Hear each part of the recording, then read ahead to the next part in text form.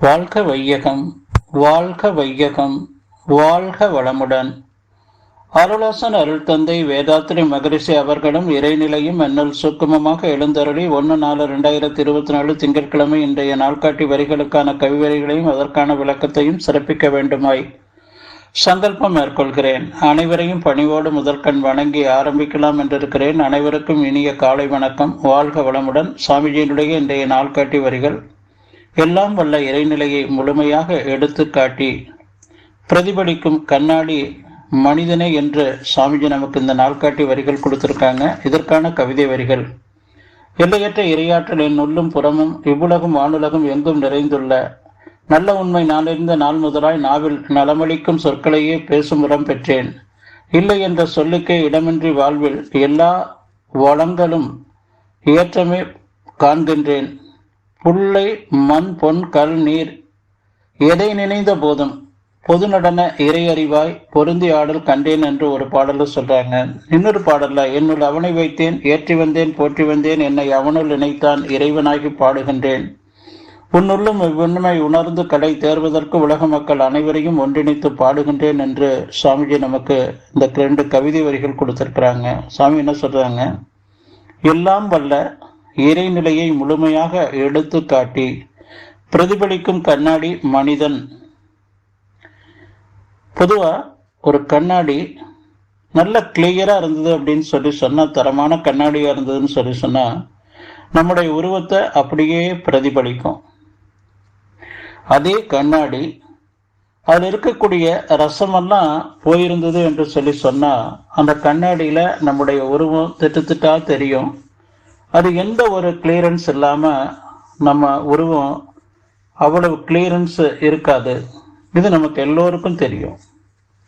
அதே போல இறைநிலை, இறைவன், இறைத்துகள், பேரியக்க மண்டலம், பஞ்சபூதம், திணிவுல ஓரறிவு, ஐயறிவு, மனிதன், பரிணாமத்துல அந்த முதல் மனிதன் தொட்டு இன்று நம்ம அம்மா அப்பா வரையிலும் வந்த அம்மா அப்பாவினுடைய அந்த சுக்கிலத்தின் மூலமாக நாம இந்த பூமியில பிறப்படுத்து உணர்வு தெரிஞ்ச நாள் முதற்கொண்டு மேல் பதிவாக ஒரு பதிவை போட்டு கொண்டு வாழ்ந்து கொண்டிருக்கிறோம்.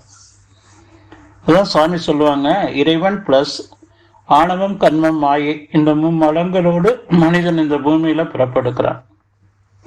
அது என்ன சொல்லுவாங்க? வினை பயன் ஒரு தேகம் கொண்டிருக்கிறோம். ஒவ்வொரு மனிதனிடமும் ஆல்ரெடி அம்மா அப்பாவினுடைய வித்து வழியாக சஞ்சிதம் என்ற ஒரு ரெக்கார்டர் கேசட் இருக்கு. உணர்வு தெரிஞ்ச நாளைக்கு அப்புறம் போட்ட மேல் பதிவாக அந்த ஒரு பதிவும் நம்முடைய மூளையில இருக்கு. அது பிறந்த பதிவு, பிராப்த பதிவு. இந்த சஞ்சித பதிவு, பிராப்த பதிவு, இந்த இரண்டும் எப்படி கண்ணாடியில ரசம் போயிருக்குதோ அதுபோல நம்முடைய வாழ்க்கையை நமக்கு எவ்வித ஒரு புரிதல் இல்லாம ஒரு குழப்பத்திலேயே வைத்து கொண்டிருக்கக்கூடிய அந்த ஒரு நிலை நமக்கு ஒவ்வொரு தனி மனிதருக்கும் இருக்கும். அப்போ ஒவ்வொரு தனி மனிதரும் செய்ய வேண்டியது என்ன? மனிதன் மைனஸ் ஆணவம் கர்மம் மாயை. நம்மிடம் உள்ள அந்த ஆணவம் கர்மம் மாயை என்ற அந்த மும்மலங்களை நாம நீக்கி கொண்டோம் என்று சொன்னா நாமே இறைவனாக இந்த பூமியில பிறப்படுத்திருக்கிறோம் என்ற அந்த பேருண்மை நமக்கு விளங்க ஆரம்பிக்கும். அந்த இறை தன்மையினுடைய அனைத்து சக்திகளின் கடலாக இருக்கக்கூடிய அந்த தெய்வீக தன்மை நமக்கு சொரூபமாக நமக்கு விளங்க ஆரம்பிக்கும். அப்ப அந்த நிலையில வாழ்ந்தவர்கள் தான் இன்றைக்கும் புகழுடம்போடு இருக்காங்க மனிதர்கள். இதை நாம புரிந்து கொள்ளணும். பதிவோடு நாம வாழும்போது அருகுண வயப்பட்டு 5 பெரும் பழி செயல்கள்ல ஈடுபட்டு தனக்கும் பிறருக்கும் துன்பத்தை தரக்கூடிய ஒரு செயல்கள் மட்டும்தான் இந்த பூமியில நடந்து கொண்டே இருக்கும். சாமிஜி இறைஞானம் பெற்றதற்கு பிறகு கடுமையாக இருந்த இந்த ஆன்மீக பயிற்சிகளை மிக மிக எளிமைப்படுத்தி பெண்கள், குழந்தைகள் அனைவரும் இந்த பயிற்சியை சிறப்பாக செய்து தங்களிடம் இருக்கக்கூடிய உடல்ல, உயிர்ல, மனதுல, அறிவுல இருக்கக்கூடிய அந்த தெய்வீக தன்மைக்கு புறம்பாக இருக்கக்கூடிய அனைத்தையும் நீக்கி நாமே இறைவன், இறைநிலையே நாம இந்த பூமியில அவதரித்திருக்கிறோம் என்ற அந்த பேருண்மையை உணர்ந்து வாழக்கூடியவங்களுக்கு மனிதநேயம், ஆன்மநேயம் என்பது இயல்பாக மாறிடும். அப்போ ஒவ்வொரு தனி மனிதரும் நம்முடைய உடலை நல்ல தூய்மையாக வைத்துக் கொள்ளணும். உயிர்ச்சக்தி நல்ல தெளிவாக இருந்தால் அந்த இரையற்ற தன்மைக்கு மாறும். மனம் டெல்டா என்று சொல்லக்கூடிய அந்த 1-3 அலைச்சுழலே இருந்தது அப்படின்னு சொன்னால் அது இறைநிலை இணைப்போடையே இருக்கும். அறிவு தெளிந்த நீரோடை போல இருக்கணும்.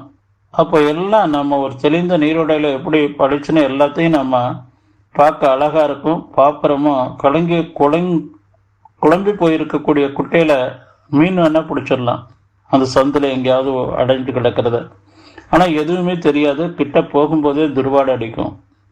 இதை நாம் புரிந்து கொண்டு ஒவ்வொரு தனி மனிதரும் நான் யார், எங்கிருந்து வந்தேன், துன்பமே வருது, துன்பம் நீங்கி இன்பமாக வாழ்வதற்கு என்ன வழி, இந்த சமுதாயத்தில் என்னுடைய பங்கு பணி என்ன என்பதை புரிந்து நாம் அந்த தெய்வீக நிலையில வாழணும் என்று சொல்லி நன்றியோடு நிறைவு செய்து கொண்ட இன்றைய சிந்தனையை வாழ்க வளமுடன், வாழ்க வளமுடன்.